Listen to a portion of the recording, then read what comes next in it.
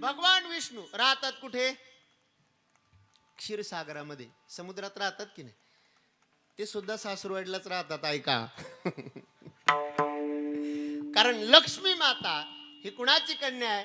ही समुद्राची कन्या आहे. लक्ष्मी माता कन्या कोणाची? लक्ष्मीची निर्मिती कुठून आहे? समुद्रातून. समुद्राची कन्या आहे. आणि म्हणून क्षीरसागरात भगवान परमात्मा सुद्धा राहतात. म्हणजे भगवान विष्णू सुद्धा सासुरवाडीला राहतात. त्यांना सुद्धा सासुरवाडी आवडते. ब्रह्मदेवांना सासुरवाडी आवडते. भगवान शंकरांना सासुरवाडी आवडते. मग आपल्याला आवडू नये यात काय नवले? विठाला विठाला आणि म्हणून मग इकडच्या निमंत्रणाला आपण प्राधान्य दिलं पाहिजे. त्या अनुषंगाने आज मी या ठिकाणी कीर्तनाकरता उभा आहे. या कीर्तनाला अलंकृत करण्याकरता गोड जी गाण्याची साथ करताय महाराष्ट्रातील एक ख्यातनाम कीर्तनकार, गोड गळ्याचे धनी, गोड ज्यांचा आवाज आहे, आमचे परममित्र आदरणीय हरिभक्ती परायणशी सागरजी महाराज घुमरे या ठिकाणी उपस्थित आहे. टाळ्यांच्या गजरात त्यांचं स्वागत करूया. त्यांच्या साथीला भजन सम्राट, महाराष्ट्रातलं एक गाण्याच्या क्षेत्रातलं एक मोठं नाव, हरिभक्ती परायण श्री कार्तिकजी महाराज शिंदे आहेत. त्यांचे टाळ्यांच्या गजरात स्वागत करूया. आदरणीय बाबा आहे, बाबांनाही धन्यवाद देतो. गोड ज्यांनी अगोदर पंचपदी वाजवली, मृदंग क्षेत्रामध्ये आता ज्यांचं मोठं नाव होतंय, गोड जे मृदंग वाजवतात, आदरणीय आमचे प्रदीप महाराज, त्यांचंही टाळ्यांच्या गजरात स्वागत करूया. खऱ्या अर्थाने आपल्या भागातला, आपल्या परिसरातला परमार्थ टिकून ठेवण्याचं काम जी मंडळी करताय, तरुणांच्या मध्ये ज्यांचं विशेषत्वाने नाव घ्यावं लागेल, आदरणीय आमचे दीपक महाराज, आदरणीय शरद महाराज, आदरणीय आमचे रावसाहेब महाराज यांच्याकरता एकदा जोरदार टाळी वाजवा. चांगले त्यांनी बिचाऱ्यांनी काही कळेना कीर्तनातलं भजन लावून धरलं नाही का या सगळ्या मंडळींनी. द्यावे तितके धन्यवाद थोडे. आमच्या गुरुकुलातले सगळे विद्यार्थी पाठीमागे उभे. विनेकरी महाराज आहे, मृदंगाचार्य, मृदंगाचार्यांकरता सुद्धा जोरदार टाळ्या वाजवा. त्यांनाही धन्यवाद देतो. विनेकरी महाराजांना धन्यवाद देतो. शूटिंग करणारे आमचे ऋषिकेश महाराज आहे, त्यांचा कीर्तनमाला नावाचा चॅनल आहे आणि त्या चॅनलवरती आपल्याला ही कीर्तन पाहायला मिळणार आहे. त्यांनाही धन्यवाद देतो. तेही या ठिकाणी उपस्थित आहे. माझा आवाज तुमच्यापर्यंत चांगल्या पद्धतीने पोहोचवणारे साऊंड क्षेत्रामध्ये ज्यांचं मोठं नाव आहे, वारकरी व्यक्तिमत्व आहे आणि आमच्यावरती ज्यांचं नितांत प्रेम आहे, आमच्या संस्थेचे आधारस्तंभ ज्यांना म्हटलं तरी वावगं ठरणार नाही, आदरणीय रमेश भाऊ या ठिकाणी उपस्थित आहे. भाऊंना धन्यवाद देतो. समोर सगळीच मंडळी उपस्थित आहे. या पदाडे परिवारावरती प्रेम करणारे आपण सर्वजण या ठिकाणी आलेले आहात. सर्वांना धन्यवाद देतो. सर्वांच्या चरणी नतमस्तक होतो आणि संकल्पित वेळेत सेवा आवरण्याचा प्रयत्न करतो. विठाला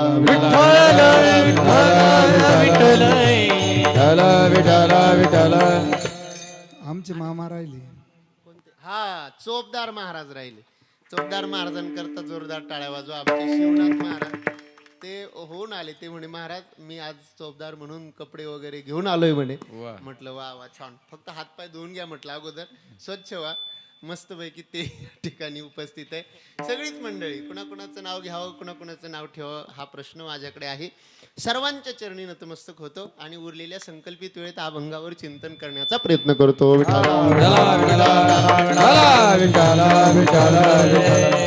अभंग तुकाराम महाराजांचा आहे आणि तुकाराम महाराजांनी या अभंगाच्या माध्यमातून एक जगाच्या विरोधातला एक नियम, एक सिद्धांत महाराजांनी या अभंगातून मांडला. तुम्ही म्हणता महाराज असं कसं काय? लोकप्रवाहाच्या विरोधातला एक सिद्धांत महाराजांनी या अभंगातून मांडलाय. पटवून देतो मी तुम्हाला, ऐका. मला सांगा, या मंडपामध्ये उपस्थित असलेला प्रत्येक मनुष्य, स्त्री असो पुरुष असो, लहान असो मोठा असो, गरीब असो श्रीमंत असो, प्रत्येकाला या मंडपामध्ये उपस्थित असणाऱ्या नवे नवे या जगामध्ये प्रत्येक माणसाला, प्रत्येक जीवात्म्याला एका गोष्टीची नितांत गरज आहे आणि त्या गोष्टीसाठी तो रात्रंदिवस धडपड करतोय आणि त्या गोष्टीचं नाव आहे सुख. विठाला विठाला आपला सगळ्यांचा रात्रंदिवस जो अट्टाहास चाललाय, हाडाची काढ, रक्ताचं पाणी, रात्रीचा दिवस, दिवसाची रात्र, एकाची दोन, दोनाचे चार, याची टोपी त्याच्या डोक्याला, त्याची टोपी याच्या डोक्याला, हा सगळा जो उद्योग आपला चाललाय, कशा करता चाललाय? हा सगळा उद्योग आपला चाललाय सुखा करता. प्रत्येक जण कशा करता प्रयत्न करतोय? प्रत्येकाचा प्रयत्न हा सुखा करताय. ठीक आहे, सुखाचे विषय प्रत्येकाचे भिन्न भिन्न असतील, पण विषय जरी भिन्न भिन्न असले तरी प्रत्येकाला एका गोष्टीची नितांत गरज आहे आणि त्या विषयांच्या माध्यमातून तो एकच गोष्ट मिळवण्याचा प्रयत्न करतोय आणि त्या गोष्टीचं नाव आहे सुख. प्रत्येक जण आपण प्रयत्न करतो कशा करता? सुखा करता. रात्रंदिवस आमची धडपड चालली. आता ठीक आहे, संसारामध्ये आल्याच्या नंतर सुख मिळत नाही हा भाग वेगळा आहे, हा विषय वेगळा आहे. का मिळत नाही, कशामुळे मिळत नाही, मला या गोष्टीवरती फारसं चिंतन करायचं नाही. मला माझ्या अभंगाकडे यायचं आहे. प्रत्येकाची प्रयत्न चालले सुखा करता. प्रत्येकाला, कुणाला असं वाटतं का माझ्या जीवनामध्ये दुःख यावं, मज लागी दुःख व्हावे, ऐसे कोणी भावे ना जीवे. नाथ महाराज सांगतात, माझ्या जीवनामध्ये दुःख व्हावं, माझ्या जीवनात दुःख यावं असं कुणालाच वाटत नाही. प्रत्येकाची धडपड सुखा करता आहे. पण ऐका, या संसारामध्ये आम्ही जीवन जगत असताना सुखा करता इतकी धडपड करतोय, पण आज तागत आमच्या जीवनामध्ये आम्हाला सुख काही मिळायला तयार नाही आणि आमच्या जीवनातलं दुःख काही संपायला तयार नाही. विठ्ठला मला सांगा, असा कोण मनुष्य आहे की ज्याच्या जीवनामध्ये सर्व प्रकारची सुख मिळाली आहे? इथं कोणी आहे? या त्रैलोक्यात कोणी? आमच्या रामदास स्वामींचे फार गोड शब्द आहे का, जगी सर्व सुखी असा कोण आहे, विचारी मना तुची शोधून पाहे. हे म्हणा, या जगाच्या पाठीवर असा कोण मनुष्य आहे की सर्व प्रकारची सुख त्याच्या ठिकाणी एकत्रित पाहायला मिळतात? मी सांगू तुम्हाला, मृत्यूलोकी सुखाची कहाणी ऐकी जेल कवनाची श्रवणी, कैसी सुख निद्रा अंथरुणी इंगळांच्या. ज्ञानोबाराय सांगतात, जसं इंगळांच्या अंथरुणावरती मनुष्य सुखाने झोप घेऊ शकत नाही ना, तसं या संसारामध्ये कोणताही मनुष्य सुखाने जीवन जगू शकत नाही. थोडस पारमार्थिक सुख आपण बाजूला ठेवूया, व्यावहारिक सुखाचा विचार करूया. हे आपण फार सर्वसामान्य महाराज. थोडस देवी देवतांचा विचार करूया, साधू संतांचा विचार करूया. साधू संतांच्या जीवनाचा विचार करत असताना, देवी देवतांच्या जीवनाचा विचार करत असताना, या मृत्यू लोकामध्ये मला सांगा, त्यांना तरी सर्व प्रकारची सुख मिळाली का? कृष्ण परमात्म्याच्या चरित्राचा विचार करा. जन्म कुठे झाला? तुम्ही जागेन सगळे, काही टेन्शन बिन्शन नाही तुम्हाला, काही मोकळ्या मनाने बोलत चला. कृष्ण परमात्म्याचा जन्म कुठे झाला?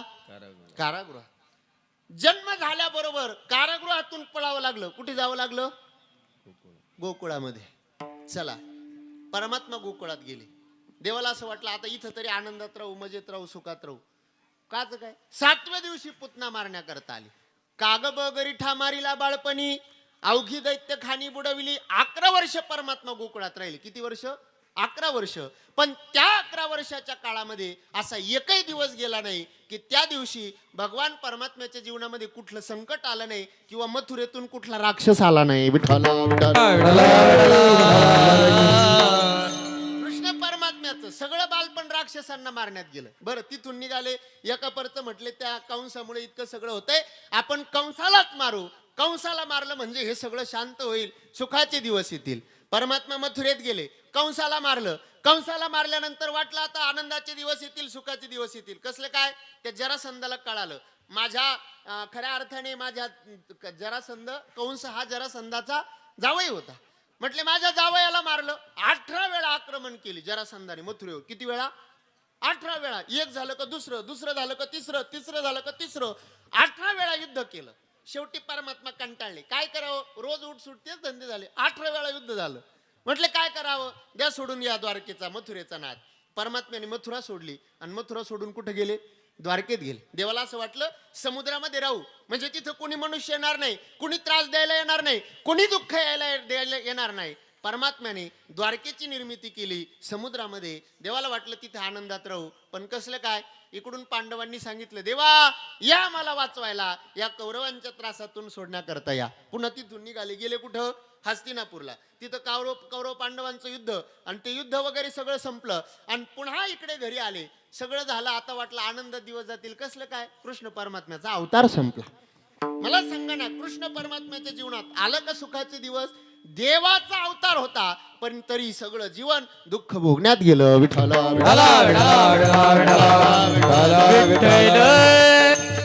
रामचंद्र प्रभूंचं काय महाराज? रामचंद्र प्रभूंचा अवतार घ्या ना डोळ्यापुढे. चला, उद्या राजाभिषेक होणार होता. राजसिंहासनावरती प्रभू रामचंद्र बसणार होते. रात्रीतून सूत्र फिरले. राज्याचा त्याग करून कुठे जावं लागलं? वनात जावं लागलं. 12 वर्ष वन भटकावं लागलं माझ्या परमात्म्याला. ऐका, जो परमात्मा खऱ्या अर्थाने मऊ गादीवरती झोपायचा, आज त्या परमात्म्याला रानावनात झोपावं लागत होतं, मातीवरती झोपावं लागत होतं, दगडाची उशी करून परमात्म्याला झोपावं लागत होतं. 12 वर्षाचा वनवास. वनवास संपत आला कुठे तर रावणाची नजर सीतेवरती पडली, त्याने सीतेचं हरण केलं. खऱ्या अर्थाने पुन्हा रावणाबरोबर युद्ध करावं लागलं, समुद्रावर सेतू बांधावा लागला, लंका काय जाळली आणि सगळं झालं. आणि सगळं झाल्याच्या नंतर पुन्हा अयोध्येत आले. अयोध्येत आल्यानंतर देवाला वाटलं आता सुख मिळेल, आता आनंदात दिवस जागतील. कसलं काय? एकाने लगेच शंका घेतली. तो म्हणे दुसऱ्याच्या घरी 6-6 महिने राहिलेली बायको सांभाळायला मी काय राम आहे का? बातमी कानावरती आली, सीता मातेचा त्याग करावा लागला. वनामध्ये सीता माता राहील. मी सांगू तुम्हाला पुढे, आपल्या पोराची ना आपली पहिली भेट जमिनीच्या वादावरून कोर्टात व्हावी का हो? तुम्ही ऐकताय सगळे? आपल्या मुलाची ना आपली पहिली भेट जमिनीच्या कशाच्या वादावरून पहिली भेट कोर्टात व्हावी का? पोलीस स्टेशनला व्हावी का? प्रभू रामचंद्रांच्या जीवनाचा विचार करा. लवकुशाची आणि परमात्म्याची पहिली भेट कुठे झाली? त्या अश्वमेध यज्ञाचा घोडा लवकुशांनी अडवला आणि तो घोडा सोडवण्याकरता प्रभू रामचंद्र इकडून धनुष्यबाण घेऊन उभे आणि तिकडून लवकुश धनुष्यबाण घेऊन उभे. नंतर वाल्मिक ऋषींना कळालं आणि मग नंतर समजलं ही तर माझी कोण आहे? मुलं आहे. काय सुख आहे महाराज? परमात्म्याच्या वाट्याला सुद्धा इथं सुख नाही. मृत्यूलोकी सुखाची कहाणी ऐकी जेल कवनाची श्रवणी. अहो, जिथं देवादिकांना सुख मिळालं नाही तिथं तुम्हा आम्हाला मिळेल. मला वाटतं विचारच करू नये. विठाला म्हणून आतापर्यंत जे आयुष्य आम्ही संसारामध्ये जगलो ना, आमचं सगळं आयुष्य फक्त आणि फक्त सर्व सुखाच्या आशेमध्येच चाललंय. सर्व सुखाची आशा जन्म गेला, सर्व सुखाची आशा जन्म गेला, यज्ञ नाही केला, यज्ञ नाही केला, दिशाची न पावला, दिशाची न पावला.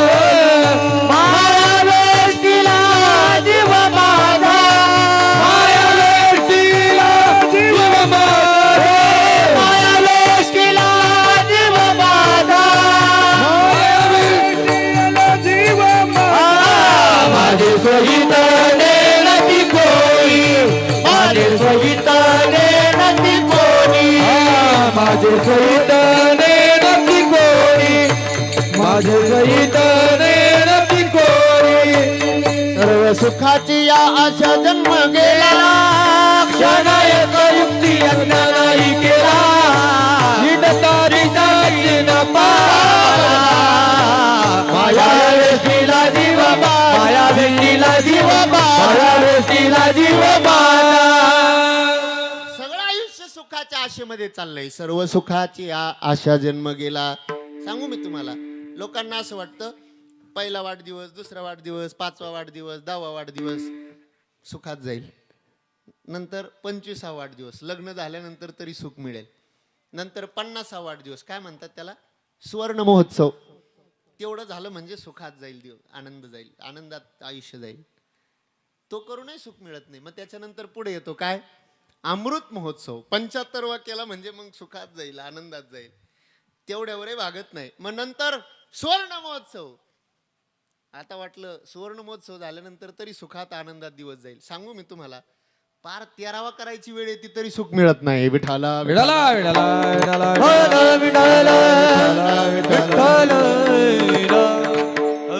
सगळं जीवन सुखाच्या आशेमध्ये चाललंय. सर्व सुखाची आशा जन्म गेला, क्षण एक मुक्ती यज्ञ नाही केला, हिंडता दिशा क्षीण पावला, माया वेष्टीला जीव माझा.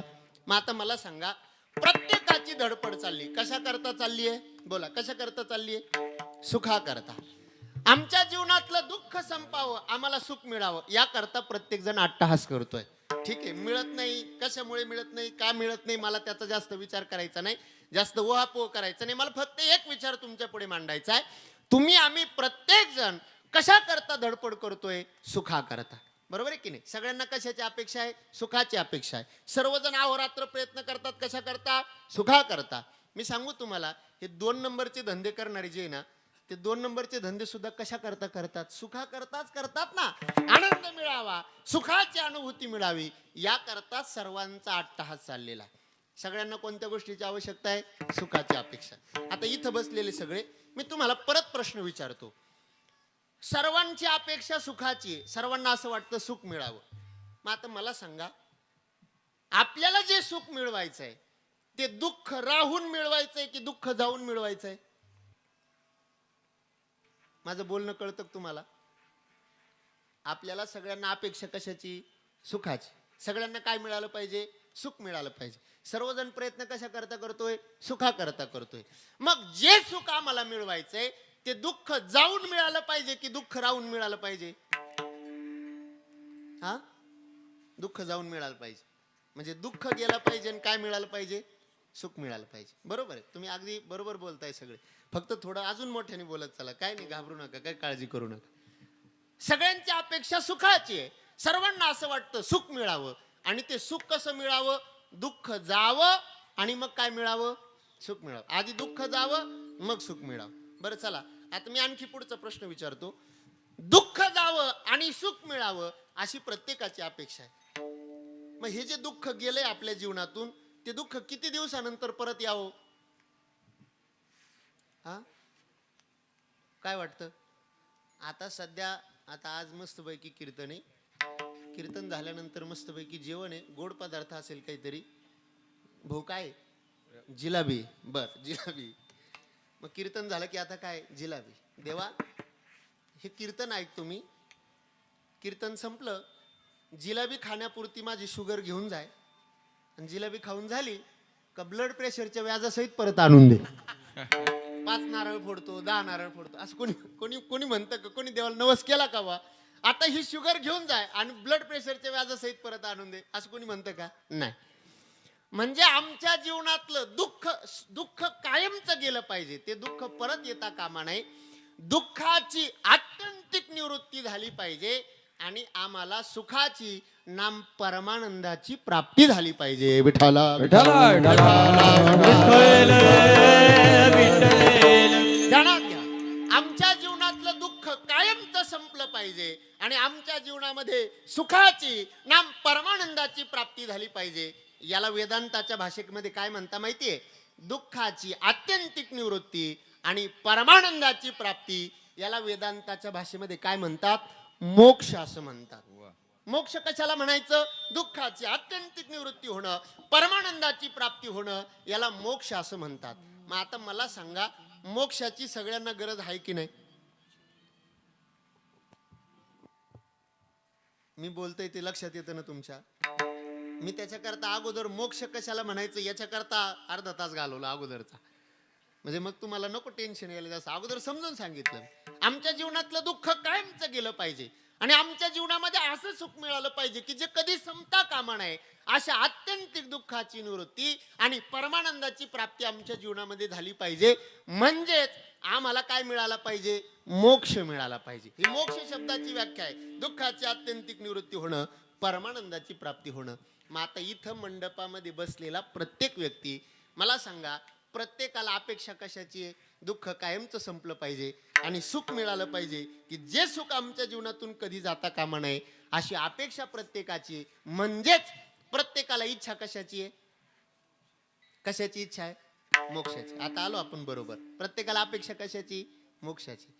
मोक्ष पद तोच केली कारणे, मोक्ष पद तोच केली कारणे, मोक्ष पदे तोच केलिया कारणे, मोक्ष पदे तोच केलिया कारणे, मोक्ष पद तोच केली कारणे, मोक्ष पद तोच केली कारणे, मोक्ष पदे तोच केलिया कारणे, मोक्ष पदे तोच केलिया कारणे, जन्म घेणे युगायोगी, जन्म घेणे योगी, जन्म घेणे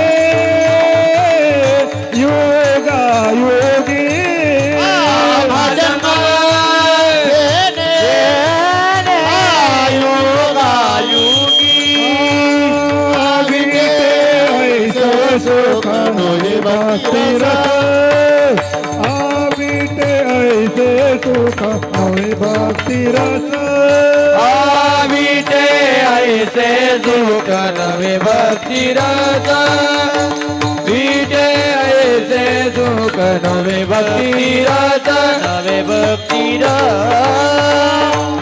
वाटाळी वाजवा जोरदार, खूप छान. मोक्ष पद तुच्छ केली या कारणे. तुकाराम महाराज सांगतात आम्हाला मोक्ष पद नको, आम्ही त्या मोक्ष पदाविषयी काय करतो, तुच्छता व्यक्त करतो. मोक्ष पद आम्हाला नकोय, मोक्षाची आम्हाला इच्छा नाही. आणि सगळ्या जगाला इच्छा कशाची? आताच आपण विचार मांडून आलो ना, सगळ्यांना इच्छा कशाची? मोक्षाची. मोक्ष म्हणजे काय? दुःख संपलं पाहिजे, सुख मिळालं पाहिजे, आत्यंतिक दुःखाची निवृत्ती, परमानंदाची प्राप्ती, असा मोक्ष मिळाला पाहिजे, ही अपेक्षा प्रत्येकाची आहे. आणि तुकाराम महाराज लोकप्रवाहाच्या विरोधातला, जगरहाटणीच्या विरोधातला एक सिद्धांत महाराज मांडताय. महाराज म्हणतात आम्हाला तो मोक्ष नको. बरं आता मला सांगा, तो मोक्ष मिळवायचा इतका सोपा आहे का हो? मोक्ष मिळवणं इतकं सोपं आहे? विचारसागरामध्ये या संदर्भाने सविस्तर चिंतन आलं. मोक्ष मिळवण्याकरता काय पाहिजे? पहिली गोष्ट माणसाकडे विवेक पाहिजे, दुसरी गोष्ट वैराग्य पाहिजे, तिसरी गोष्ट समाधी षटक पाहिजे, आणि चौथी गोष्ट मुमुक्षुत्व पाहिजे. विठाला विठाला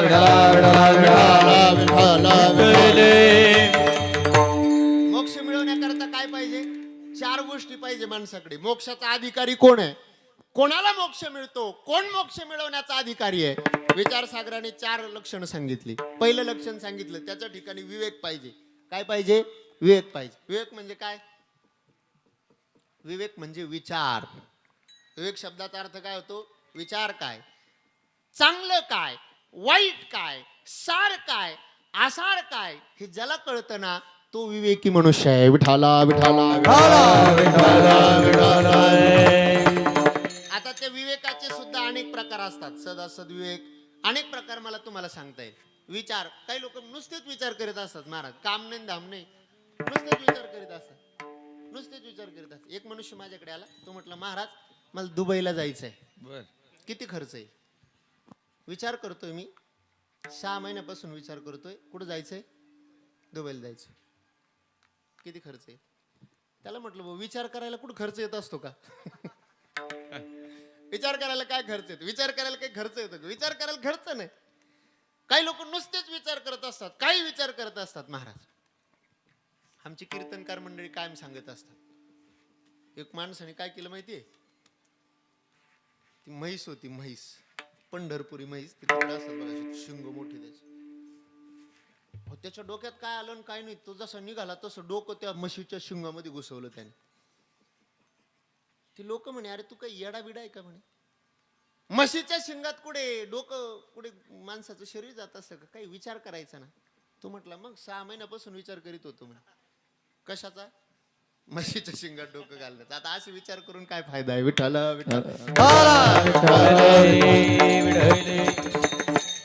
असे काय विचार करतात लोक, नुसतं दुःख मिळतं त्या विचारापासून. काय विचार करण्याचा काय अर्थ आहे महाराज? माणसाने चांगला विचार केला पाहिजे. तरावया पार भव सिंधू, तरावया पार भव सिंधू, तरावया पार भव सिंधू, तरावया पार भव सिंधू, हाती तरावा विचार, तरावया पार, तरावया पार भव सिंधू, तरावा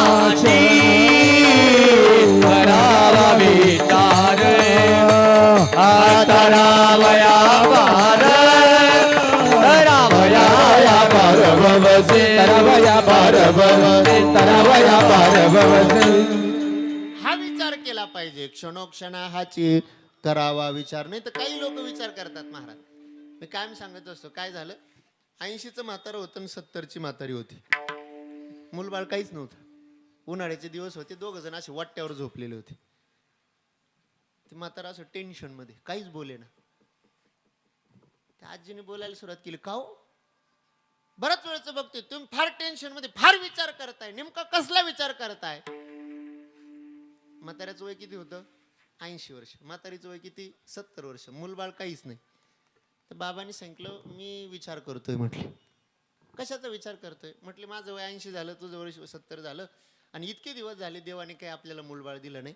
पण समजा देवाची कृपा झाली आणि या वयात जर आपल्याला एखादा मुलगा झाला तर विचार काय करतोय? 80च्या वयात. म्हाताऱ्याचं वय 80, म्हातारीचं वय किती? 70. आणि विचार काय चाललाय? या वयात देवाच्या कृपेने एखादा मुलगा झाला. अहो, ती म्हणे असं कुठे शक्य आहे का? आणि हे कुठं होऊ शकतं का? तो म्हणे विचार करायला काय हरकत आहे? विचार शब्दावरती विचार करायला काय हरकत आहे?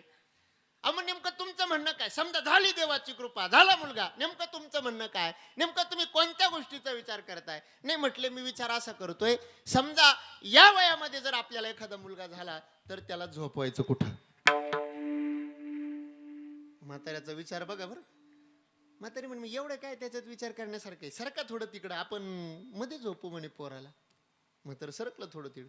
उन्हाळ्याचे दिवस होते, असे वाट्यावर झोपलेले होते. म्हातारं पलीकडे सरकलं. आता म्हातारीने एवढ्या वेळ थांबायला पाहिजे की नाही? झालं नाही एक पोरग, थांबायला पाहिजे. म्हातारं पुन्हा टेन्शन मध्ये, पुन्हा विचार करायला लागलं. पुन्हा आजीने विचारलं का हो, कसला विचार करताय? आता झालं नाही एक पोरग. ते म्हटले नाही, मी विचार असा करतोय, मुलगा मुलगी एक समान, एक मुलगा असेल तर मुलगी सुद्धा पाहिजे, मुलीला सुद्धा तितकं महत्व आहे. मग तुमचं काय म्हणणं आहे? समजा देवाच्या कृपेने अजून एखादी मुलगी जर आपल्याला मिळाली तर, मुलगी झाली तर काय करायचं? म्हटले तुमचं म्हणणं काय? समजा झाली तर मग काय नाही, माझा तोच प्रश्न आहे मगाचा, मी तोच विचार करून राहिलो. समजा दुसरी मुलगी झाली तर तिला झोपवायचं कुठं? ती म्हण मग एवढं काय त्याच्यामध्ये? सरका थोडं तिकडं. जसं म्हातारं सरकलं तसं वाट्यावरून खाली पडलं, गेलं, खुब्यात मोडलं, तंगडे मोडले, काय मोडायचं ते मोडलं. असे विचार, फालतू विचार काय कामाचे मला सांगा?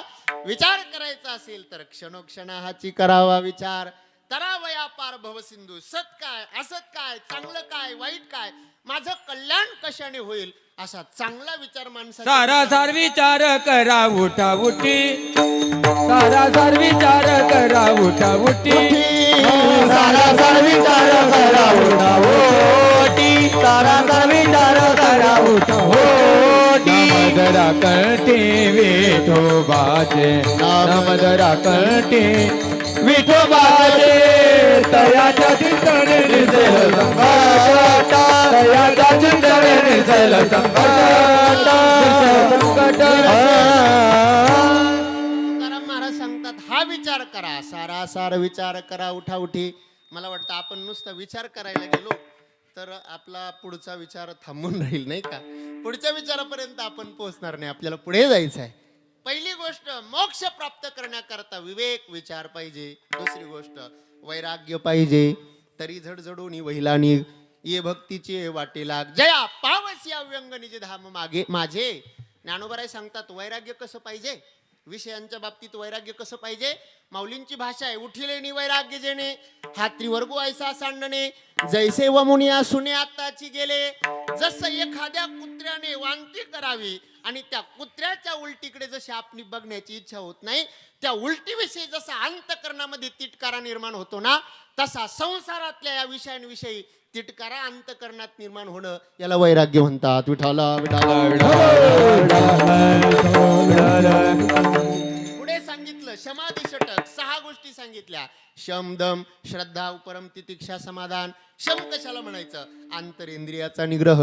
दम कशाला म्हणायचं? बाह्येंद्रियाचा निग्रह. शम दम श्रद्धा, गुरुवाक्याविषयी वेदांत वाक्याविषयी अंतकरणामध्ये श्रद्धा पाहिजे, निष्ठा पाहिजे. उपरम संसाराविषयी विरक्ती.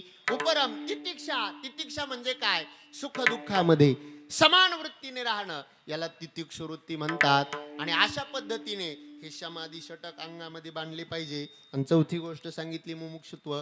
मोक्षमिच्छति इति मुमुक्षुहा. ज्याला मोक्ष प्राप्त करण्याची इच्छा आहे, माझ्या जीवनातलं दुःख संपलं पाहिजे, माझ्या जीवनातली परमानंदाची प्राप्ती माझ्या जीवनामध्ये झाली पाहिजे. मग एवढं सगळं झालं की मग मोक्ष मिळतो. मला सांगा, कधी विवेक आमच्या ठिकाणी यायचा, कधी वैराग्य आमच्याकडे यायचं, कधी समाधी षटक आमच्या ठिकाणी यायचं, आणि मग कधी तो मोक्ष मिळायचा? तुकाराम महाराज, अहो तो मोक्ष मिळवणं काही इतकं सोपं आहे का? मग इतका दुर्लभ असणारा मोक्ष, नेमकं तुम्ही त्या मोक्षाविषयी तुच्छता व्यक्त करतात आणि दुःखरूप असणारा तुम्ही जन्म स्वीकारतात, नेमकं त्याचं कारण काय? विठाला विठाला विठाला.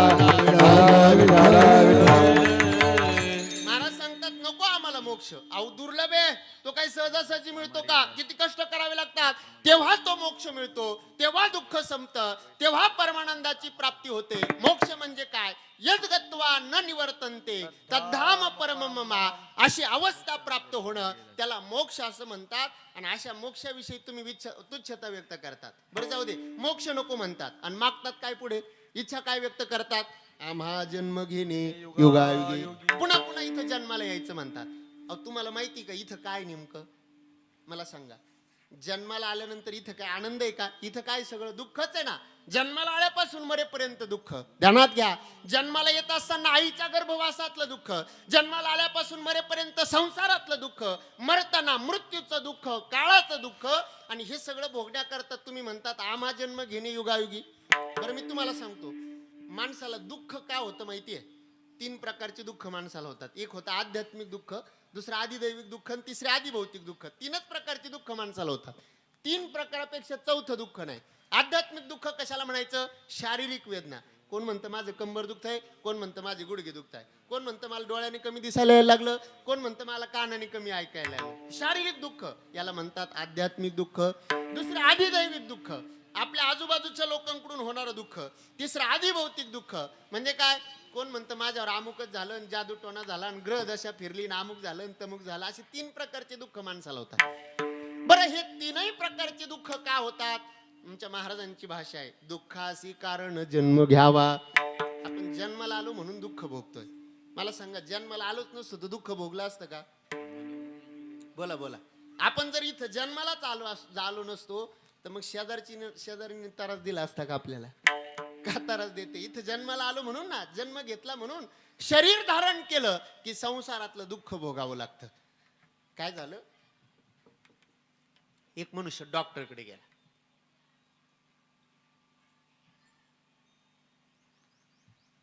सारखा आजारी पडायचा तो. डॉक्टर थोड्याफार गोळ्या द्यायचे, तेवढ्या पुरता तेवढा आराम करायचा, परत हाय ते हायचा. त्याने दुसरा डॉक्टर पाहिला, वैद्य हकीम सगळे पाहिले, सगळं काय जे करायचं ते सगळं करून बघितलं. नेमका आजार काय? त्या आजाराचं निदानच व्हायला तयार नाही. सगळीकडे जाऊन बघितलं, सगळ्यांकडे गेला, मोठमोठ्या डॉक्टरांकडे, पुण्या मुंबई सारख्या ठिकाणी गेला, पण आजार काय? जर आजाराचं निदानच व्हायला तयार नाही तर त्याच्यावर उपचार शोधायचं ते फार पुढचं राहिलं. का दुःख होतंय, का आजारी पडतोय, का आजारी पडतोय सारखं, याचा तो मनुष्य विचार करू लागला. सगळीकडून फिरून आला, पण आजाराचं काही निदान होईना. शेवटी गावात आला. गावात एक नवीन पोरगा शिकून आलेला होता, MBBS करून आलेला होता. त्यांना वाटलं आपण सगळीकडे जाऊन आलो, आपल्या गावातला डॉक्टर आहे, नवीन शिकून आला, आपण याच्याकडे जाऊ. गेले त्या पेशंटला घेऊन. आता डॉक्टर लोकांची पद्धत असते महाराज, ते पेशंट समजा त्यांच्याकडे गेलं ना, ते लगेच गोळ्या देत नाही. अगोदर काय करतात? चेकअप करतात. अगोदर चेकअप करतात. चेकअप करण्याची पण पद्धत असते. या झोपा बेडवर, अगोदर झोपायला होता. काय होतंय तुम्हाला?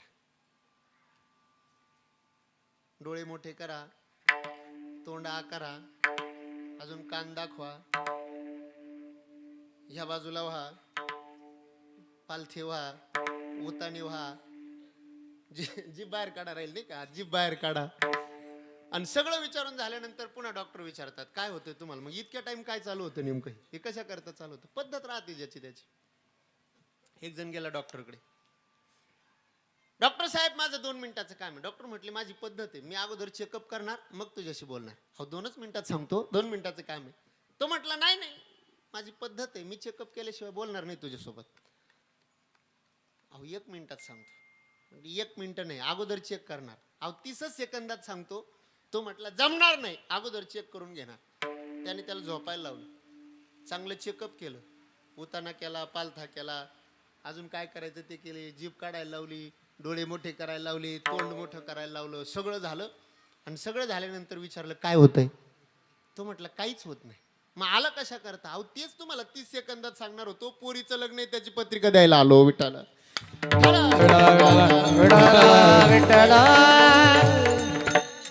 डॉक्टर लोकांची ती काय असते? पद्धत असते ज्याची त्याची, प्रत्येकाची चेक करण्याची पद्धत आहे. आणि मला वाटतं ती योग्यच आहे. त्यांची उपचार पद्धती ती काय त्यांचे नियम असतील ते योग्यच आहे. विचारपूस करणं ते योग्यच आहे. आणि मग ज्याला हे योग्य वाटत नसेल ना त्याच्यासाठी एक डॉक्टर आहे, एक डॉक्टर आहे महाराज जगाच्या पाठीवर, का तो काहीच विचारपूस करत नाही, काहीच विचारित नाही, तो गेल्या गेल्या इंजेक्शन देतो, असं एक डॉक्टर आहे. तो म्हणत नाही तोंड बाहेर का आ करा आणि जीभ बाहेर काढा आणि डोळे मोठे करा, काहीच म्हणत नाही. असं एकमेव डॉक्टर आहे. कोणता डॉक्टर? जनावराचा डॉक्टर. तो त्या म्हशीला कधीच म्हणत नाही बाई तुला काय होतंय, पोट दुखतंय, तू काल जेवली का, काय झालं, झोपली का, विश्रांती केली, तो काय नाही. आल्या आल्या मग ज्याला वाटत असेल डॉक्टरने काय विचारू नये त्याने त्या डॉक्टरकडे जायचं. विठाला गावातलाच डॉक्टर नवीन शिकून आलेला, वाटलं इथं काहीतरी उपचार होतील. त्या डॉक्टरने चेक केलं, त्यांनी सांगितलं मी रिपोर्ट वगैरे काढतो अगोदर, 8 दिवसांनी तुम्ही या. किती दिवसाची ही घेतली त्यांनी मुदत? 8 दिवसाची. 8 दिवसानंतर सगळे रिपोर्ट काढले. रिपोर्ट काढल्यानंतर यांना घरच्यांना फोन केला, ऐका तुमचे वडील सारखे सारखे का आजारी पडताय त्याचं कारण आता मला समजलं. डॉक्टरनी फोन करून सांगितलं. तो घरच्यांना आनंद झाला. पुण्या मुंबई सारख्या ठिकाणी मोठमोठ्या ठिकाणी जाऊन आलो, आजाराचं निदानच व्हायला तयार नाही, का माणूस आजारी पडतोय हेच समजायला तयार नाही, तर उपचार पद्धती फार लांब आहे. आणि काखेत कळसान गावाला वळसा सगळीकडे फिरून आलो आणि शेवटी निदान कुठं झालो? गावातल्या डॉक्टरकडे झालो. वा वा डॉक्टर साहेब, आनंद झाला बरं का, सगळीकडे फिरून आलो पण तुम्ही मात्र आजाराचं निदान केलं. आमचे वडील सारखे सारखे का आजारी पडतात तुम्हाला समजलं. आनंद झाला डॉक्टर साहेब, सांगा ना का आमचे वडील सारखे सारखे आजारी पडतात. डॉक्टरनी काय उत्तर दिलं माहितीये? डॉक्टरनी सांगितलं तुमचे वडील सारखे सारखे आजारी पडतात त्याचं कारण तुमचे वडील जिवंत आहे. तुम्ही जिवंत आहे सगळे. काय सांगितलं डॉक्टरांनी? तुमचे वडील सारखे सारखे आजारी पडतात त्याचं कारण ते काय आहे? जिवंत आहे. एकदा ते का इथून गेले का त्यांच्या बरोबर त्यांचा आजार पण जाईल. विठाला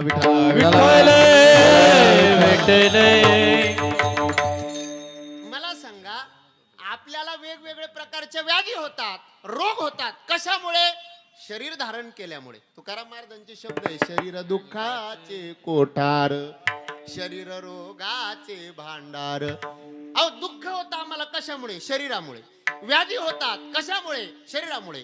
वेगवेगळ्या प्रकारचे रोग होतात कशामुळे? शरीरामुळे. नाम आम्हाला जे दुःख भोगावं लागतं त्या दुःखाचं कारण आहे आम्ही हे शरीर धारण केलंय म्हणून. विठाला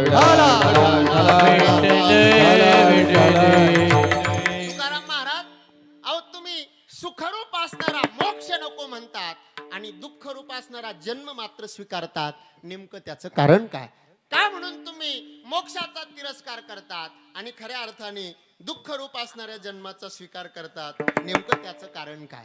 काय होतं माहितीये? माणूस जेव्हा एखाद्या गोष्टीचा त्याग करतो, एखाद्या गोष्टीविषयी अंतःकरणामध्ये तिरस्कार तिटकाराची भावना निर्माण होते. कधी होते माहितीये? 3 प्रकारामध्ये, 3 परिस्थितीमध्ये एखाद्या वस्तूविषयी अंतःकरणामध्ये तिटकारा निर्माण होतो.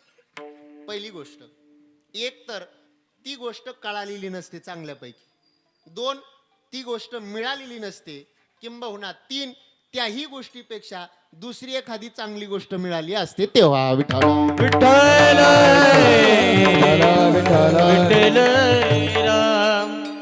3 परिस्थितीत गोष्टीचा वस्तूचा त्याग संभवतो. कधी कधी पहिली गोष्ट, एक तर ती वस्तू कळालेली नसते, त्या वस्तूचं महत्व कळालेलं नसतं. बऱ्याचदा काय होतं माहिती, आपल्याकडे अशा बऱ्याच गोष्टी असतात महाराज, लोकांना सवय असते संग्रह करून ठेवण्याचा. काही सापडलं का रस्त्याने जरी चालले ना, काही पडलेलं असं, खिळा जरी पडलेला असला तरी उचलून खिशात घालणारच. काही पडलेलं असं, लोक सवय असते लोकांना संग्रह करण्याची. पण ध्यानात घ्या, आमच्या संग्रही अनेक जरी वस्तू असल्या तरी त्याच्यापैकी नेमक्या आमच्या उपयोगात किती येतात हा महत्वाचा प्रश्न आहे ना. आणि वस्तू उपयोगात कधी येते? जेव्हा त्या वस्तूचं महत्व कळतं तेव्हा.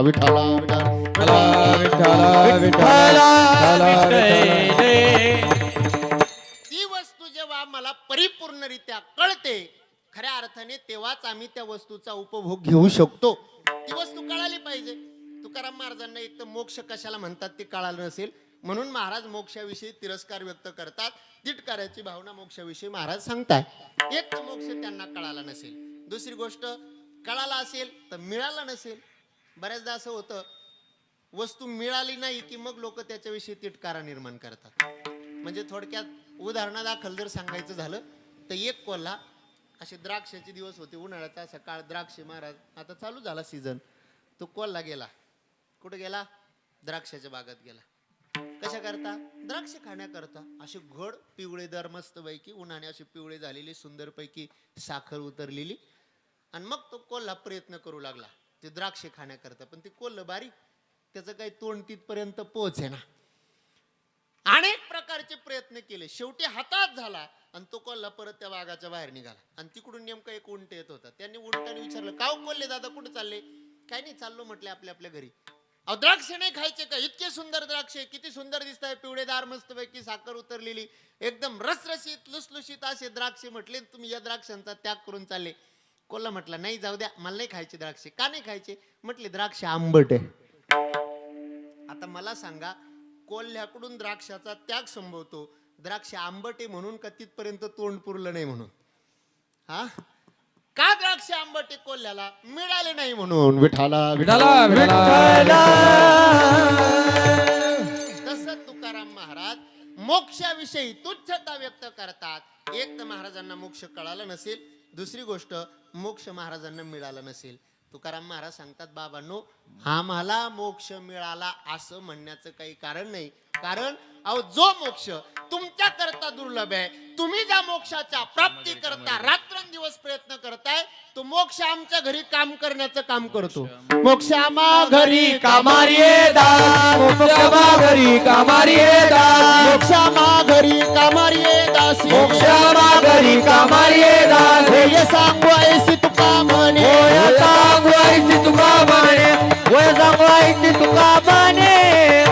तुम्ही ज्या मोक्ष करता धडपड करताना, तो मोक्ष आमच्या घरी, मोक्ष आम्हा घरी कामारी दासी. अहो एवढंच नाही हो, ज्या मोक्षा करता तुम्ही अट्टहास करताय, त्या मोक्ष सुखाला आम्ही लाता मारतो. तुकाराम महाराजांचे शब्द आहेत, भय नाही जन्म घेता, भय नाही जन्म घेता, मोक्ष सुखा लाथा, मोक्ष सुखा लाथा.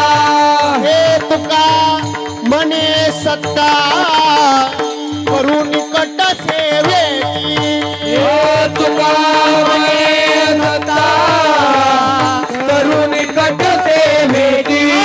भय नाही जन्म घेता, भय नाही जन्म घेता, मोक्ष सुखा अनुनाथा, मोक्ष सुखा अनुनाथा.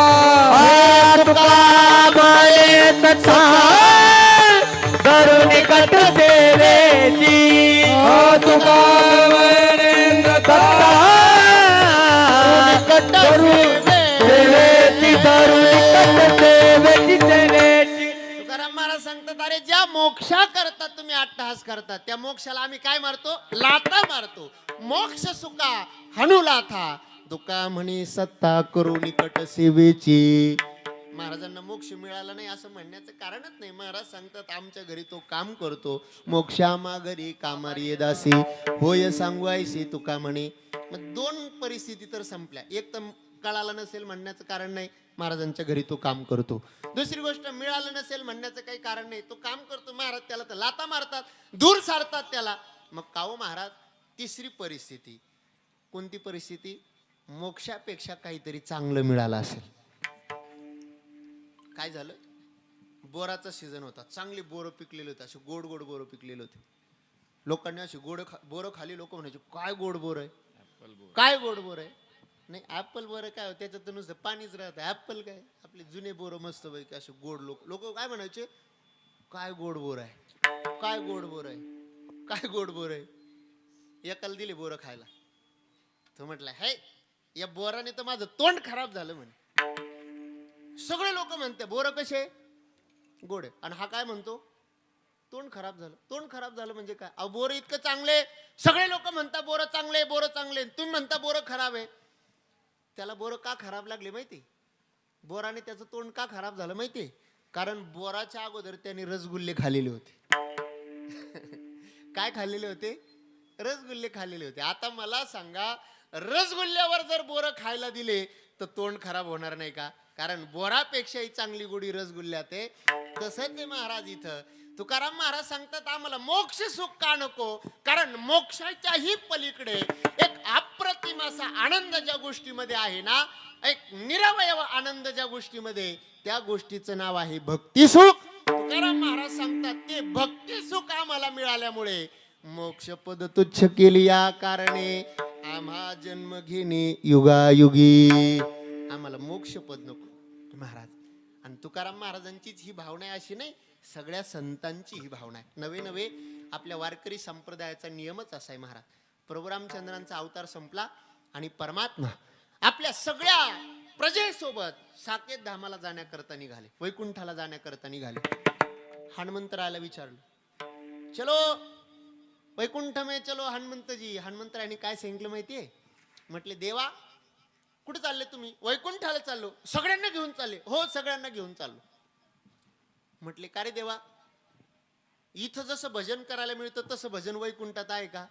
म्हटले तिथं नाही, वैकुंठ भजन नाही. का भजन नाही? अहो सगळे चतुर्भुज आहे नाही का. वाळू मी गेले माय गेले द्वारके, गेले द्वारके जिकडे पाहे तिकडे चतुर्भुज सारखे. तिथं सलोकता स्वरूपता मुक्ती सगळ्यांना प्राप्त होती. सगळे देवासारखेच आहे ना, सगळे भगवत स्वरूप आहे. मग आता मला सांगा, तिथं जर सगळे भगवत स्वरूप असतील तर नेमकं भजन कुणाचं करायचं हा महत्वाचा प्रश्न आहे. मग हनुमंतरायांनी सांगितले, मग देवा तिथं जर भजन नसेल, बरं जाऊ द्या भजन जाऊ द्या, हे असं कीर्तन असतं का म्हणे तिथं? म्हटले कीर्तन पण नाही तिथं. आम्ही पंढरपूरची वारी करतो अशी वारी असते का तिथं? म्हटले वैकुंठात वारी नाही, वैकुंठात भजनही नाही, वैकुंठात नामस्मरण नामचिंतन सुद्धा नाही.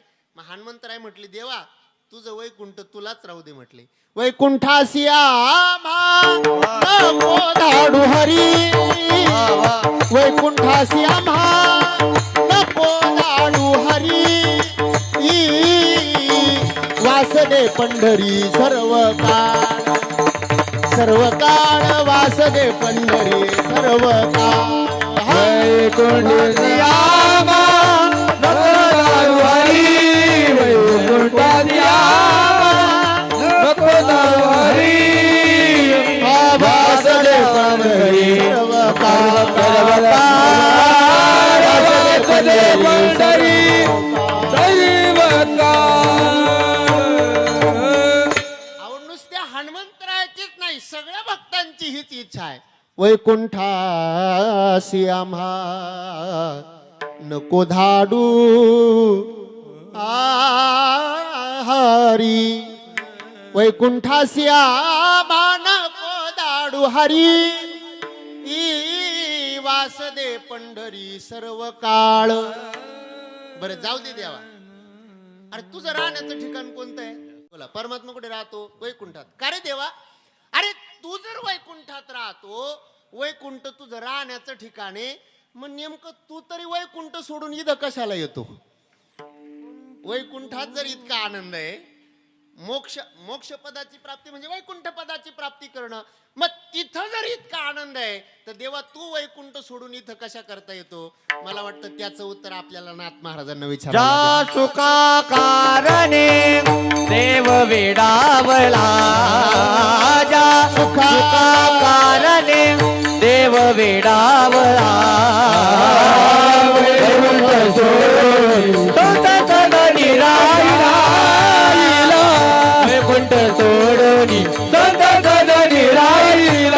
सदनी राहिला. धन्य धन्य ते वैष्णव सदन, जेथे लक्ष्मी सहित शोभे नारायण, लक्ष्मी नारायण, लक्ष्मी नारायण. ज्या सुखा कारणे देव वेडावला, वैकुंठ सोडोनी संत सदनी राहिला. देवा अरे तू तरी का वैकुंठ सोडून इथे येतो? म्हटले काय होतं माहितीये, वैकुंठात आम्हाला करमत नाही. म्हटले करमत नाही? कसं काय करमत नाही? तिथं तर इतकं सुख आहे, सुखाची दुःखाची आत्यंतिक निवृत्ती, तिथं परमानंदाची प्राप्ती. आणि असं सुख असताना सुद्धा तुम्ही ते सुख सोडून इथं कशा करता येता? देवाने काय सांगितलं माहितीये? वैकुंठातलं जे सुख आहे ना, म्हटले त्या सुखाने सुद्धा एक दिवस माणूस विटतो. विटतो म्हणजे काय? कंटाळा येतो. हे बघा, गुलाबजाम खायला लोकांना आवडतात. किती दिवस? एकदा, दोनदा, तीनदा, चारदा, पाचदा. किती दिवस गुलाबजाम खातील मला सांग? किती दिवस खातील? किती खाऊन खाऊन किती खातील? हे आमचं शिबिर असतं महाराज. आमच्या रमेश भाऊंचं फार मोठं सहकार्य असतं आम्हाला त्या काळात. महिनाभर पोरं गुलाबजाम खात राहतात. शेवटी आम्हाला बळच वाढावं लागतं. खा पोरांना बळच म्हणावं लागतं. इकडून जातात पोरं. पोरं म्हणतात नको नको नको नको. गोड आहे गुलाबजाम. किती दिवस? एकदा, दोनदा, तीनदा.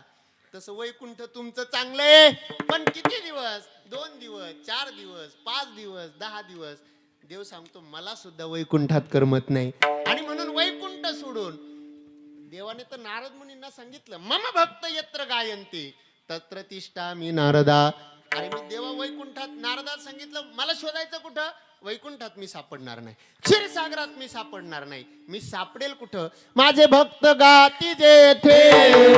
नारदा मी उभा तेथे, नारदा मी उभा तेथे, नारदा मी उभा तेथे, माझे भक्त गाती जेथे, नारदा उभा तेथे, नारदा उभा तेथे, नारदा उभा तेथे, असे देव उभा, कैसी समचरणाची शोभा, कैसी समचरणाची शोभा देते, देव समचरणाची शोभा देते, देव उभा, कैसी समचरणाची शोभा. वा तेथे असे देव उभा. देव सांगणार मी तिथं आहे. कुठे? संत भार पंढरीत कीर्तनाचा गजर होत, तेथे असे देव उभा, जैसी समचरणाची शोभा, माझे भक्त गाती जेथे, नारदा मी उभा तेथे. देवा, मग तुम्हाला वैकुंठ का आवडत नाही? वैकुंठ काही चांगलं नाही का? महाराज सांगतात वैकुंठ चांगलं आहे. वैकुंठातलं सुख सुद्धा आहे. पण काय होतं, एक दिवस असा येतो की ते वैकुंठ सुद्धा नको वाटतं. वैकुंठाच्या सुखाने सुद्धा जीव विटतो. तुकाराम महाराज सांगतात, देवा अरे वैकुंठाच्या सुखाने जर जीव विटत असेल तर मग आम्हाला कशाला वैकुंठाला पाठवतो? वैकुंठासी आम्हा नको धाडू हरी, मोक्ष पद तुच्छ केली या कारणे. देवा या कारणे मोक्ष पद तुच्छ केली या का? कारण वैकुंठातलं सुद्धा सुख विटणार आहे. पण देवा ज्या कारणाकरता आम्ही मोक्ष पदाविषयी तुच्छता व्यक्त करतो, ज्या कारणाकरता आम्ही इथं पुन्हा पुन्हा जन्म घ्यायला येतो ना देवा, ते भक्ती सुख मात्र कसं आहे? न विटणार आहे. अभंगाचं दुसरं चरण. विटे ऐसे सुख नोवे भक्ती रस, विटे ऐसे सुख नोवे भक्ती रस, विटे ऐसे सुख मोरे भक्ती रस, विटे ऐसे सुख मोरे भक्ती रस, विटे ऐसे सुख मोरे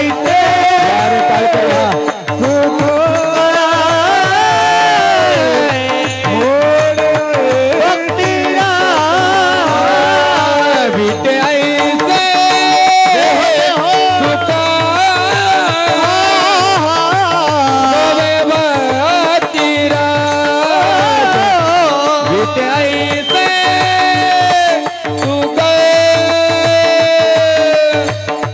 नोवे भक्ती रस, विटे ऐसे सुख नोवे भक्ती रस, विटे ऐसे सुख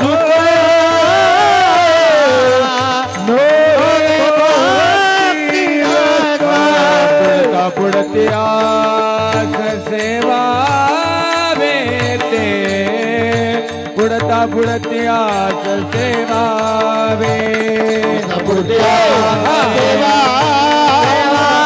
वे,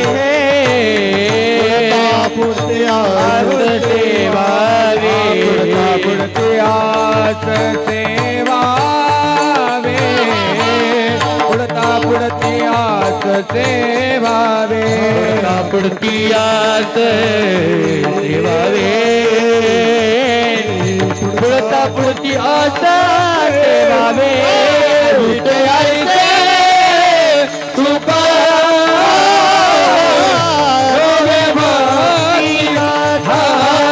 विठयाचे सुख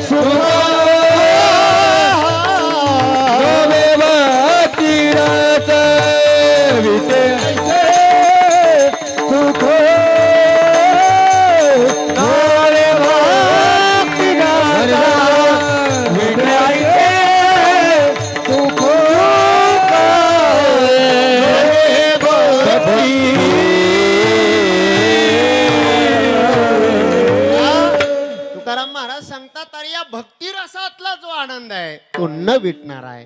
विटे ऐसे सुख नो हे भक्ती रस, हे न विटणार सुख आहे. संसारातलं सुख विटणार आहे महाराज. मी आणखी थोडस आता ओघाणी विषयाला, वेळ आपली संपलेली आहे पण ओघाणी विषयाला म्हणून सांगतो. संसारात सुख मिळत नाही का? मिळतच नाही. बोला दादा, काय वाटतं तुम्हाला? संसारात सुख मिळत नाही का? मिळतच नाही. हा संसारात सुख मिळतं पण मिळालेलं टिकत नाही. विठाला विठाला विठाला अरे कीर्तन संपल्यावर आज जिलाबी खायला झालं सुख, पण थोड्या वेळानं लक्षात आलं आपल्याला तर डायबिटीज आहे. झालं गेलं संपलं सुख. सुख मिळत नाही असं नाही, सुख मिळतं पण मिळालेलं सुख टिकत नाही. ध्यानात घ्या. काय होतं, संसारातलं सुख विटणार आहे आणि परमार्थातलं जे सुख आहे ना ते मात्र कधीही न विटणार आहे.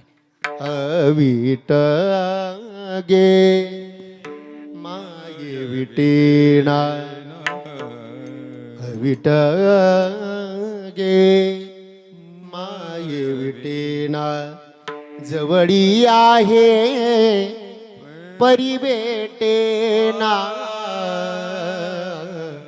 अविट गे माये विटेना. अविटे सुखे परमार्थातलं. सांगू मी तुम्हाला, समजण्याकरता सांगतो, ऐका.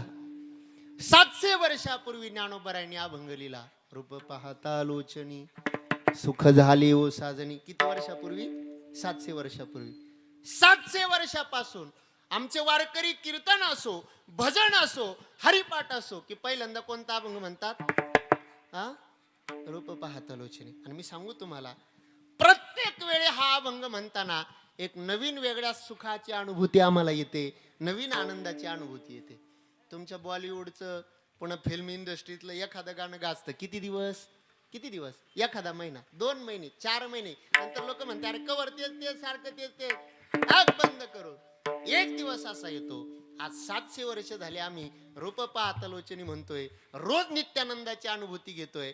हे न विटणारं सुख आहे. विठाला विठाला विठाला विठाला विठाला विठाला विठाला विठाला विठाला. परमार्थातला आनंद अवीट आहे. अवीट गे माय विटेना. सांगू मी तुम्हाला, हे बघा, परमार्थातला आणि संसारातला फरक सांगतो. संसारातला आणि परमार्थातला फरक सांगतो.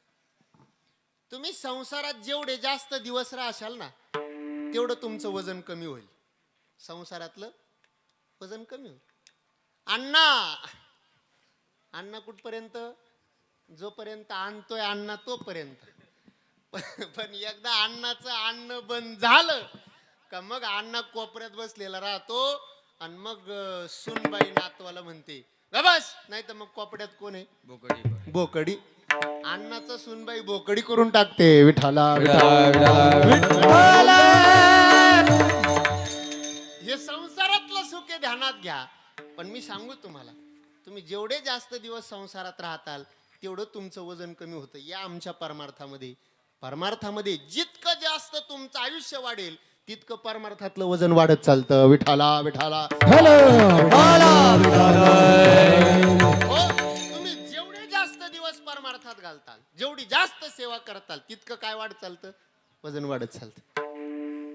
20 वर्षापासून मी कीर्तन करतोय, जवळपास 20 वर्षापासून.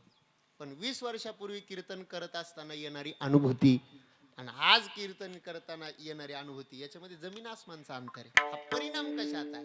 परमार्थात जितकी साधना वाढते, जितका जास्त काळ तुम्ही परमार्थात घालता ना, तितका आनंद वाढत चालतो महाराज.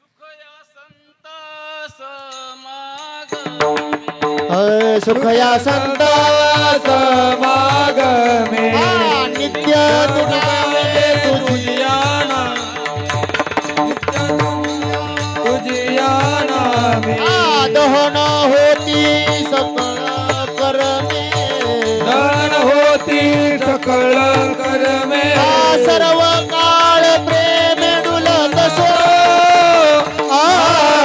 म्हणून नाही काही चिंता म्हणून नाही काही चिंता चिंता परमार्थातलं सुख कसं आहे?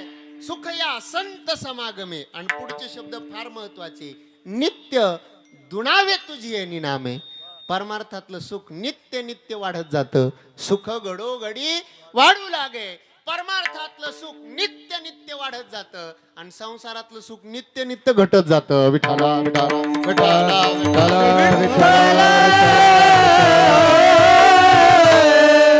हा संसारातल्या सुखाचा आणि परमार्थातल्या सुखाचा आहे. भजनातल्या सुखाचा आनंद आहे महाराज. म्हणून तर तुकाराम महाराज सांगतात, अरे मोक्ष काय हो, आम्ही कधी प्राप्त करू? नाही नाही, आम्हाला प्राप्तच आहे, पण अशा प्राप्त असणाऱ्या मोक्षाविषयी सुद्धा आम्ही तुच्छता व्यक्त करतो. का?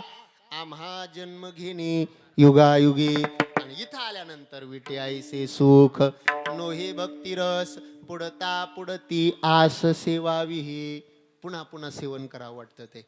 मी मग सांगून गेलो ना, व्यावहारिक एखादा पदार्थ एकदा खाला, दोनदा खाला, तीनदा खाला, चारदा पुन्हा नाही खाऊ वाटत. पण भक्ती रसातला आनंद आहे. पुढता पुढती आस सेवावी. पुन्हा पुन्हा पुन्हा पुन्हा ते सेवन करावं वाटतं. हा भक्ती सुखातला आनंद आहे. आणि म्हणून आमचे साधू संत देवाला सांगतात, देवा आम्ही पुन्हा पुन्हा इथं जन्माला येऊ. हा उपजवणी या पुढती येऊ, काला खाऊ दही भात, पुन्हा पुन्हा इथं जन्माला येऊ. वैकुंठातलं सुख आम्ही बाजूला सांडू, कारण वैकुंठाच्या सुखापेक्षा इथलं सुख कसं आहे? नगण्य आहे. खऱ्या अर्थाने भक्ती सुख जे आहे त्या भक्ती सुखाच्या पुढे वैकुंठातलं सुख नगण्य आहे. म्हणून आम्हाला वैकुंठ नको, पुन्हा पुन्हा आम्ही जन्माला येऊ, इथं जन्म घेऊ. आणि अजून त्याचं कारण एक असं आहे, का हो महाराज, इथं आल्यानंतर गर्भवासात राहावं लागतं.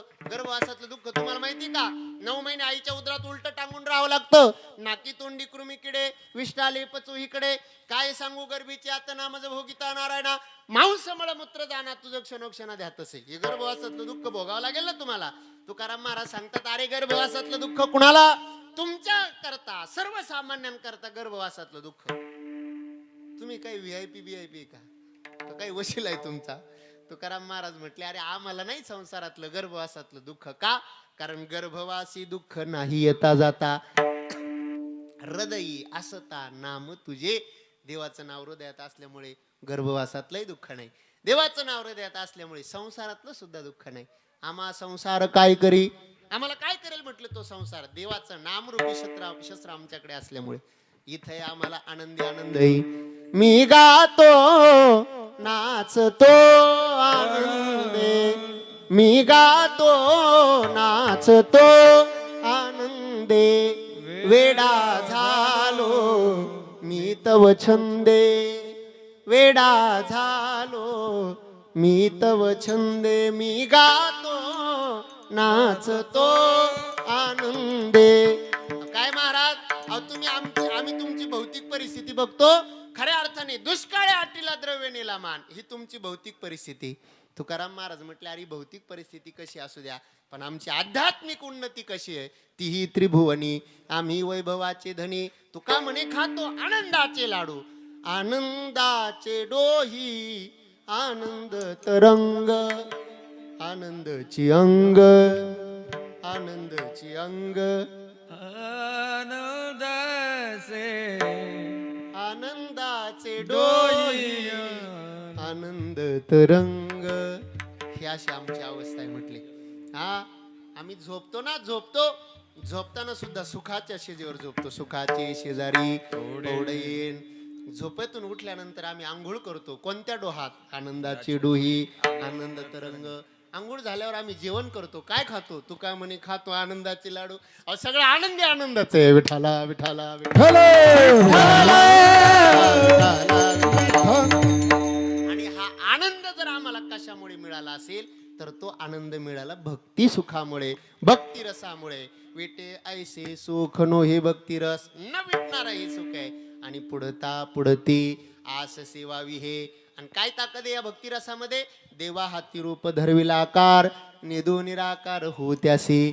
देवाला सुद्धा रूपाला आणलं. निर्गुण असणारा परमात्मा सगुण झाला. कशामुळे?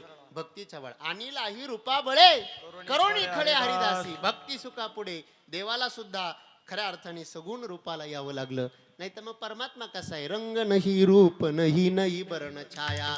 पण असा निर्गुण असणारा परमात्मा सगुण झाला. कशामुळे? भक्तीच्या सामर्थ्याने, भक्ती रसामुळे.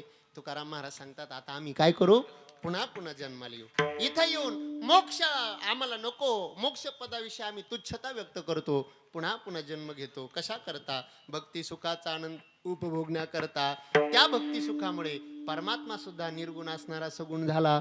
तो रूपाला आला. अरूप असणारा परमात्मा रूपाला आला. आणि असा असणारा परमात्मा त्याला आम्ही बघितलं. आणि परमात्म्याला बघितल्याच्या नंतर काय झालं माहितीये? आमची चित्तवृत्ती शांत झाली. चंचल असणारी चित्तवृत्ती शांत होते परमात्म्याच्या दर्शनाने. सांगू तुम्हाला, आपण पंढरपूरला जर गेलो, दर्शन लाईनीमध्ये माणूस किती तास उभा राहतो? किती तास? 12-12, 20-20, 22-22 तास लोक दर्शनात. तर 84च्या फेऱ्यामध्ये 22-22, 23 तास दर्शन लाईनीत उभे राहतात. फार वैतागून जातात महाराज लोक. पण हा वैताग संताप कुठपर्यंत? जोपर्यंत देवाचं दर्शन होत नाही. एकदा का पांडुरंगाच्या पुढे आलो आणि पांडुरंगाच्या परमात्म्याच्या चरणावरती डोकं टेकवलं आणि परमात्म्याचं मुख एकदा निहाळून बघितलं की मग माणसाची अवस्था कशी होती? भाग गेला शीन गेला, भाग गेला शीन अवघा झाला आनंद. भागशीन सगळा निघून जातो. झाले समाधान तुमचे देखिले चरण. आता उठावेसे म्हणा येत नाही नारायणा. आमुची विश्रांती तुमचे चरण कमलापती. एकदा देवा तुमच्या चरणाचं दर्शन झालं की मग मात्र सगळा शिनभाग निघून जातो. तुकाराम महाराज सांगतात आम्ही काय करू? आता तुझे जे चरण आहे, तुका म्हणे चित्त निवांत राहिले. खऱ्या अर्थाने तुझं दर्शन झाल्यामुळे आमचं चित्त निवांत राहिलं आणि त्याच चरणाचं आम्ही चिंतन करूया. असा सुख, असा भक्ती रसाचा एक वेगळा आनंद असतो. मला वाटतं हाच भक्ती रसाचा आनंद उपभोगण्याकरता देह जाऊ अथवा राहू पांडुरंगी दृढ भाव. साधू संतांची हीच अपेक्षा आहे. आम्ही पुन्हा पुन्हा जन्माला येऊ, भक्ती सुखाचा आनंद घेऊ, नामस्मरण नामचिंतन करूया. एकदा आपणही सर्वजण मोठ्या प्रेमाने भजन करूया. विठोबा रखुमाई, विठोबा रखुमाई, जय विठोबा रखुमाई, जय विठोबा रखुमाई. हरी जय जय जय, हरी जय जय जय, हरी जय जय जय, हरी जय जय जय, हरी जय जय जय जय जय जय जय जय विठोबा रखुमाई, जय जय जय जय रखुमाई. हरी जय जय, हरी जय जय, हरि जय जय, हरी जय जय, हरी जय जय, हरी जय जय, हरी जय जय, हरि जय जय, हरि जय जय, हरी जय जय जय, हरी जय जय जय, हरि जय जय, हरि जय जय,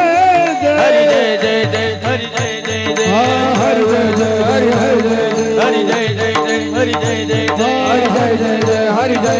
जय जय विठोबा रखुमाई, विठोबा रखुमाई, विठोबा रखुमाई, विठोबा रखुमाई, विठोबा रखुमाई, विठोबा रखुमाई, विठोबा रखुमाई, विठोबा रखुमाई. हरी विठोबा रखुमाई, रखुमाई, विठोबा रखुमाई, विठोबा रखुमाई, हरी विठोबा रखुमाई, विठोबा हरी विठोबा रखुमाई, रखुमाई, विठोबा रखुमाई, विठोबा रखुमाई.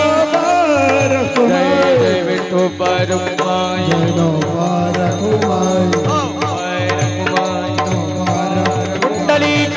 हरी विठ्ठल श्री ज्ञानदेव पंढरीनाथ भगवान की माऊली ज्ञानेश्वर महाराज की जगद्गुरु तुकाराम महाराज की सद्गुरु लोक महाराज की स्वामी निवृत्तीनाथ महाराज योगीराज तुकाराम महाराज बोलो रे भाई सब संतान की हो पार कुमाय हो पार कुमार हो पार कुमाय हो पार कुमाय कुंडली गोरधारी विठ्ठल तुकाराम बोलो रे भाई सब संतान की हो पार कुमाय हो पार कुमार हो पार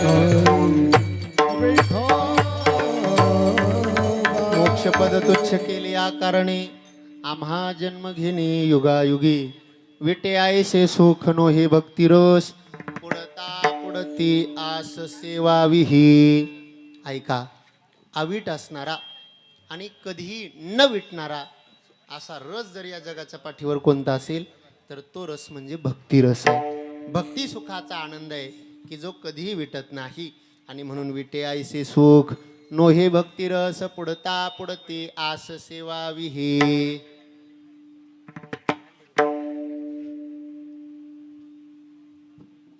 न विटणारा असा आनंद भक्ती सुखातला आनंद आहे.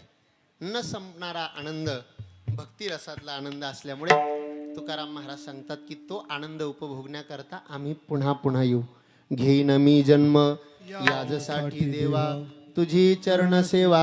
खऱ्या अर्थाने देवा तुझी चरण सेवा करण्याकरता आम्ही पुन्हा पुन्हा जन्माला येऊ, पुन्हा पुन्हा जन्म घेऊ.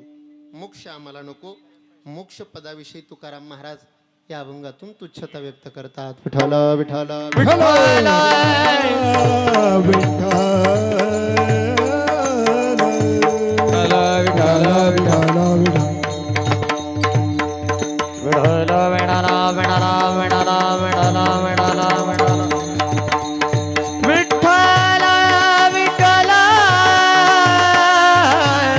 विठ्ठल विठ्ठल विठ्ठल विठ्ठल विठ्ठल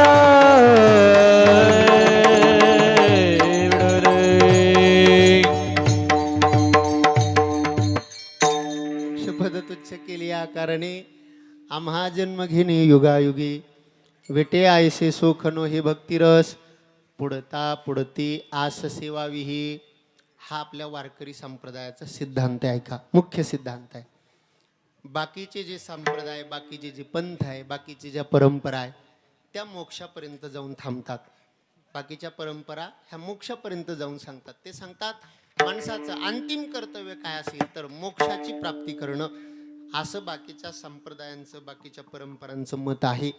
पण आपला जो वारकरी संप्रदाय ना, हा वारकरी संप्रदाय मोक्ष सुखापर्यंत जाऊन थांबणारा नाही, त्याच्याही पलीकडे असणारा ज्ञानोत्तर भक्ती ज्याला म्हणतात त्या ज्ञानोत्तर भक्तीचा स्वीकार करणारा आपला वारकरी संप्रदाय. ज्ञानेश्वर महाराज मुक्तच होते ना, महाराज मुक्त अवस्थेला पोहोचलेले होते. पण असं असताना सुद्धा इथं आल्यानंतर माझे जीवीची आवडी पंढरपुराने येईन गुढी. घेतात की नाही, पताका खांद्यावर घेतात आणि पंढरपूरला जातात.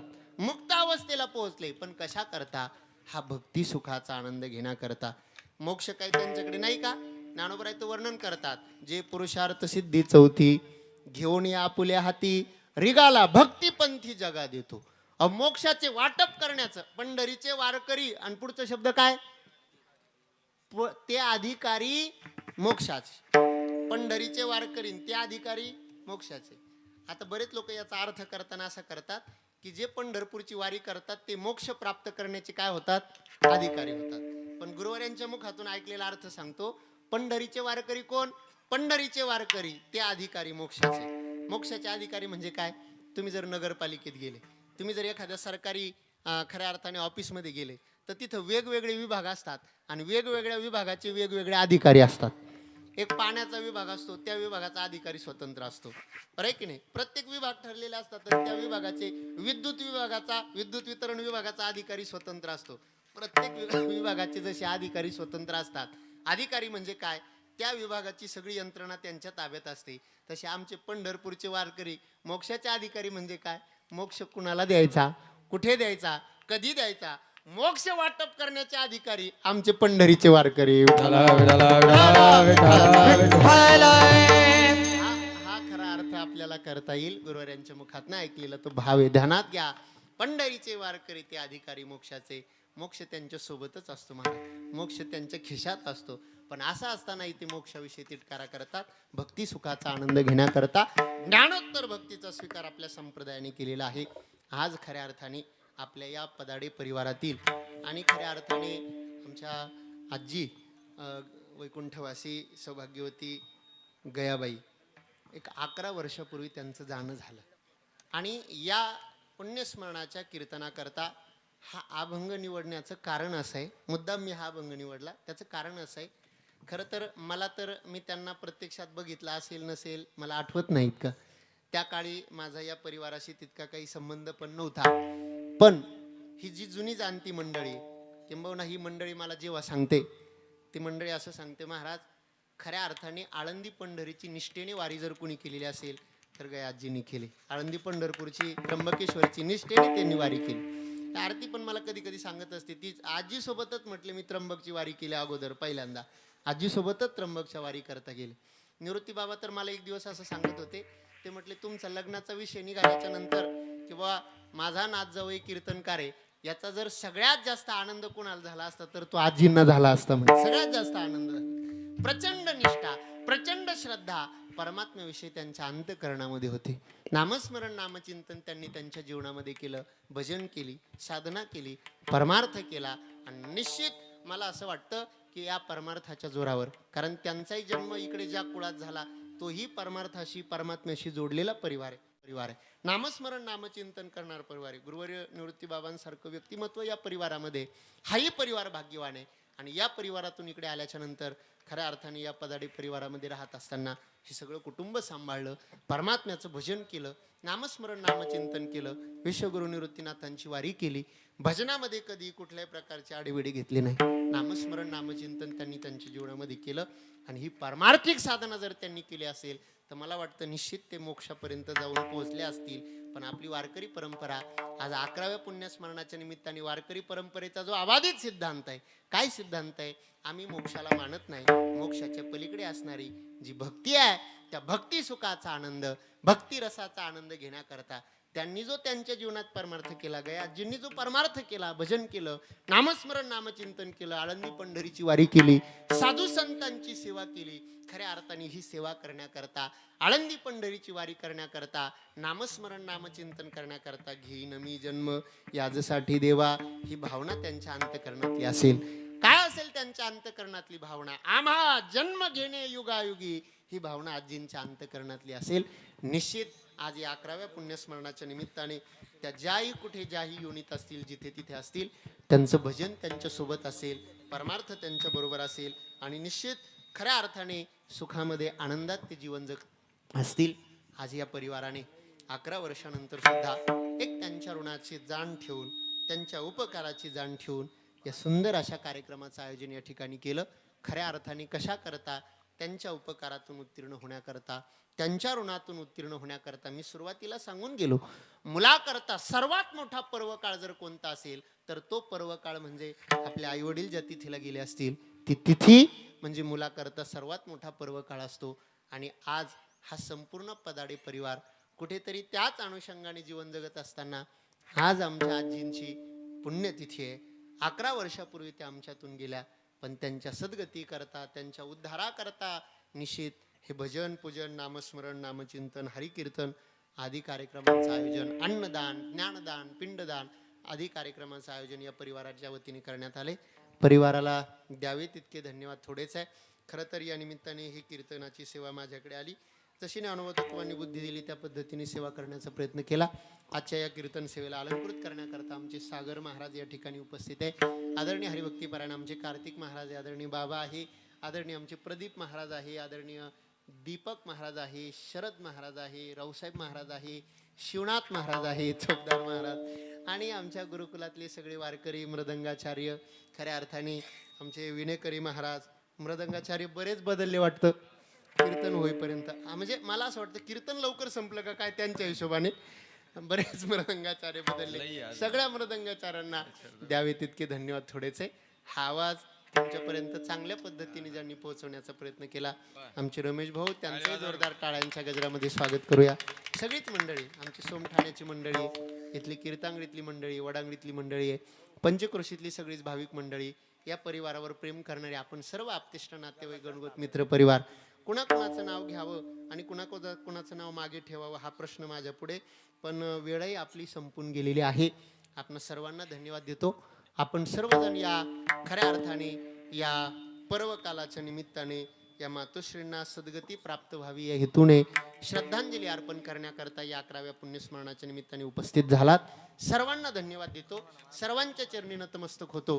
बोलत असताना काही चुकीचे शब्द गेले असतील, माझ्या बुद्धीचे दोष म्हणून मला परत करा. न्यूनते पुरते अधिकते सरते करुणी घ्यावे तुमते विनविता सो, पायाच्या प्रसादी काही बोलिलो विनोदे, मज क्षमा करणे संती नवे अंगीभूत युक्ती, नवे हा उपदेश तुमचे बडबडिलो शेष, तुमच्या कृपेचे पोसणे जन्मोजन्मी तुका म्हणे.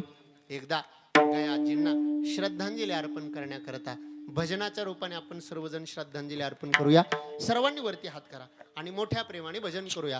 निवृत्ती ज्ञानदेव सोपान मुक्ताबाई, एकनाथ नामदेव तुकाराम. बोला बोला एक साथ बोला. सोपान मुक्ताबाई, एकनाथ नामदेव ओ निवृत्ती राया, निवृत्ती राया, सोपान मुक्ताबाई, ज्ञान सखाया. निवृत्ती राया, सोपान मुक्ताबाई, ज्ञान सखाया. सोपान मुक्ताबाई, ज्ञान सखाया. सोपान मुक्ताबाई, ज्ञान सखाया. निवृत्ती राया, निवृत्ती राया, सोपान मुक्ताबाई, ज्ञान सखाया. निवृत्ती राया, निवृत्ती राया, सोपान मुक्ताबाई, ज्ञानेश्वर माऊली, ज्ञानराज माऊली. महाराजानेश्वर माऊली, ज्ञानराज माऊली. विठ्ठल जय जय विठ्ठल, जय जय विठ्ठल, जय जय विठ्ठल. बोलिलेले पुरे वेडे वाकुणी उत्तरे, क्षमा अपराध महाराज तुम्ही नाही उच्चारिला अधिकार म्या पुला. क्षमा अपराध महाराज तुम्ही कामने ज्ञानेश्वरा राखा पाया पैकींदरा. क्षमा अपराध महाराज तुम्ही ज्ञानदेव तुकाराम, देव तुकाराम. तुकाराम तुकाराम. विश्वगुरु निवृत्तीनाथ महाराज